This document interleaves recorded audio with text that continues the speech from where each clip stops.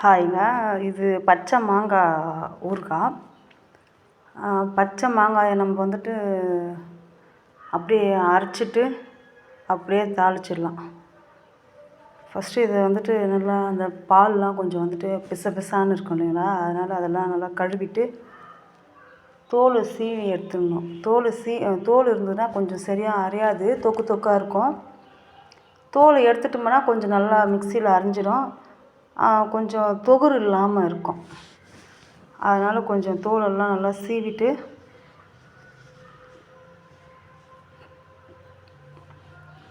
பொடிசாக கட் பண்ணணும். அதனால் வந்துட்டு தோலெலாம் ஃபுல்லாக எடுத்துடணும்.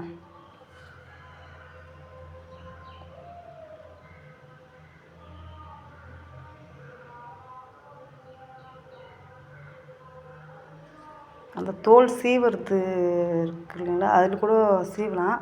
இருந்தாலும் அதில் கொஞ்சம் சீவினா கொஞ்சம் இது மாங்காயோடைய தோல் கொஞ்சம் ரஃப்பாக இருக்குதுன்றதுனால அது கொஞ்சம் சீவறதுக்கு கஷ்டமாக இருக்கும். அதனால் நம்ம கத்திலே காய் அரிகிற கத்திலே வந்துட்டு தோல் எடுத்தாவே போதும். இதுலேயே நல்லா எடுக்கலாம் நம்ம காய் அரிகிற கத்திலே. அதெல்லாம் கொஞ்சம் லைட்டாக தான் வரும். அது இருக்குது, அதில் எடுக்க முடியாது. கொஞ்சம் லைட்டாக ஒரு மாதிரியாக வரும். அதனால் நான் எப்போவுமே கத்திலேயே வந்துட்டு தோல்லாம் சீவிடுவேன். கேரட் சீவதோட கத்தியை திருப்பி வச்சுட்டு நம்ம இது பண்ணோம்னா அப்படியே சீவிடலாம். அந்த தோல் சீவறதுலலாம் எதுவும் பண்ண மாட்டோம், கத்திலேயே செஞ்சுடுவேன். நல்லா ஃபுல்லாக தோலெல்லாம் எடுத்துட்டு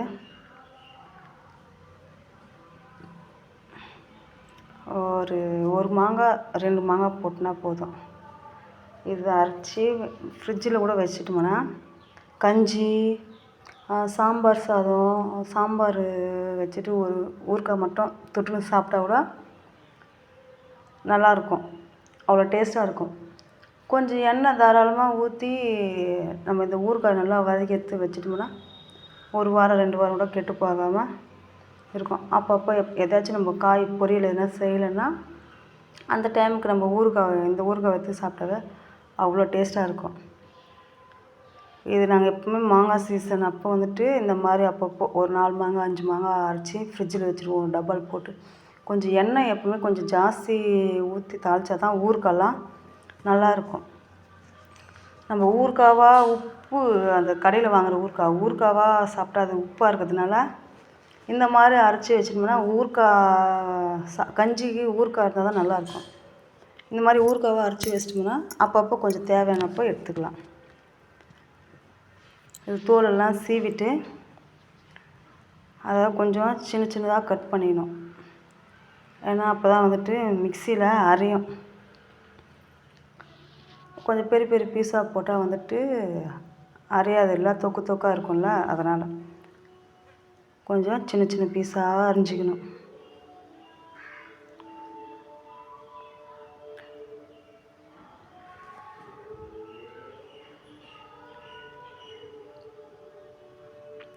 அது கொஞ்சம் சுத்தமாக நல்லா அரிச்சிக்கணும். அதுலேயே அங்கே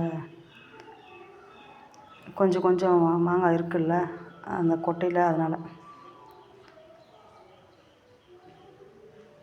கத்தி கொஞ்சம் ஷார்ப்பாக இருக்குது. இதை அப்பப்போ தீட்டி வச்சிங்கன்னா பார்க்க தான் கத்தி ஷார்ப் இல்லாத மாதிரி இருக்கும், ஆனால் அது நல்லா அரியும். அது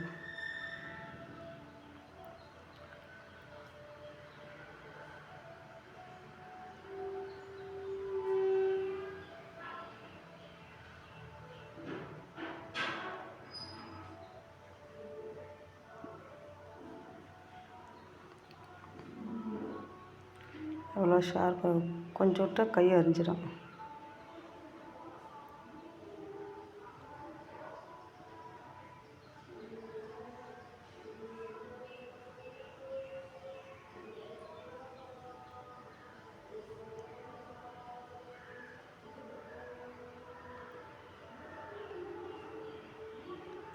அதெல்லாம் சுத்தமாக அரிஞ்சு எடுத்துக்கணும். எடுத்துட்டு அதுக்கப்புறம் அதை வந்துட்டு பெருசாக இருக்கிறதெல்லாம் கொஞ்சம் பொடிசாக அரியணும். கொஞ்சம் பெருசாக இருந்தால் சரியாக இருக்காது.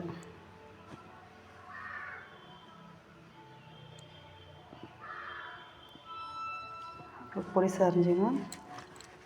நம்ம இதுக்கு தேவையானது வந்துட்டு ஒன்றும் இல்லை, ஒரு சீரகமும் கொஞ்சோண்டு வெந்தயம் வறுத்துட்டு போட்டாலே போதும். வேறு ஒன்றும் இல்லை. காஞ்ச மிளகா போட போகிறோம். காஞ்ச மிளகாலாம் வந்துட்டு வறுக்க வேண்டியதில்லை.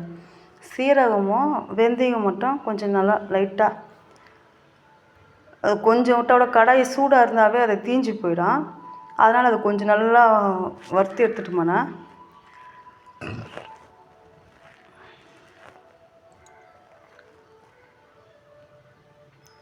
இந்த அளவுக்கு வறுத்து எடுத்தால் போதும்.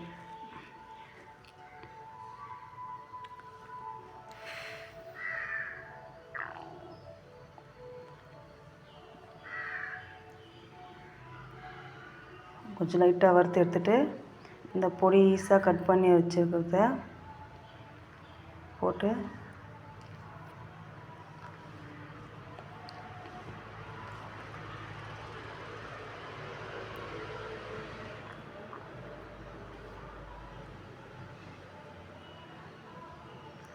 அதில் இந்த வெந்தயமும் சீரகமும் நம்ம இதில் ஜாஸ்தி எதுவும் போட போகிறதே இல்லை. வெந்தயம் கொஞ்சம் சீரகம் அரைச்சிட்டு போடுறோம்.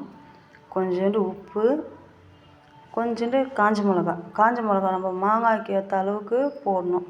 ஒரு 2 மாங்காய்னா கொஞ்சம் ஒரு புடி அளவு இருந்தால் போதும். ஒரு 3, 4 மாங்காய்னா கொஞ்சம் ஜாஸ்தியாக போடணும். ஏன்னா மாங்காய் புளிப்பு இல்லையா, அதனால் கொஞ்சம் காரம் இருந்தால் தான் கொஞ்சம் கரெக்டாக இருக்கும். இந்த அளவுக்கு அரைச்சி ஏற்றணும். நான் இதில் கொஞ்சம் தண்ணி கொஞ்சம் ஜாஸ்தி விட்டேன். இன்னும் கொஞ்சம் தண்ணி கம்மியாக வச்சா கூட இன்னும் திக்காக இருக்கும். இது கொஞ்சம் தண்ணி ஜாஸ்தியாக இருந்தால் கொஞ்சம் இலவா இருக்குது. தண்ணி கம்மியாக வச்சா ரொம்ப திக்காக இருக்கும். தேவையான அளவுக்கு எண்ணெய் ஊற்றின்னு அதில் கடுகு,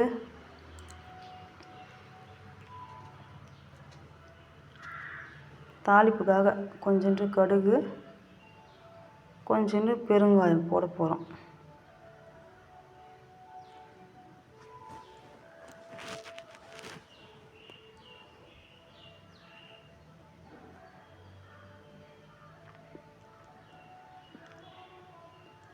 எண்ணெய் காயறதுக்கு முன்னாடியே கடுகு போட்டேன், அதனால தான் அது இவ்வளோ சீக்கிரம் பொரியல. கடுகு நல்லா பொரிஞ்ச பிறகு பெருங்காயத்தூள் போட்டு நம்ம அரைச்சி வச்சுருக்க அந்த மாங்காய் துவையலை எண்ணெயில் போட்டு நல்லா வதக்கணும். அந்த எண்ணெய் மிதந்து வர அளவுக்கு, எண்ணெய் பிரிஞ்சு வர அளவுக்கு நம்ம நல்லா வதக்கி இருந்தோம்னா அது எண்ணெய் தானாக பிரிஞ்சு வரும். அந்த அளவுக்கு வரட்டும்னு சொல்லிட்டு அது லைட்டாக அடி பிடிச்சிடும். அதனால் கொஞ்சம் கலக்கி விட்டுன்னே இருக்கணும்.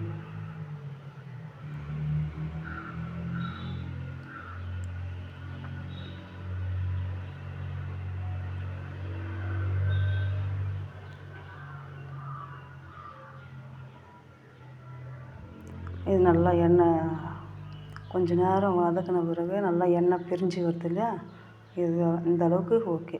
இதை எடுத்து ஸ்டோர் பண்ணி வச்சிட்டா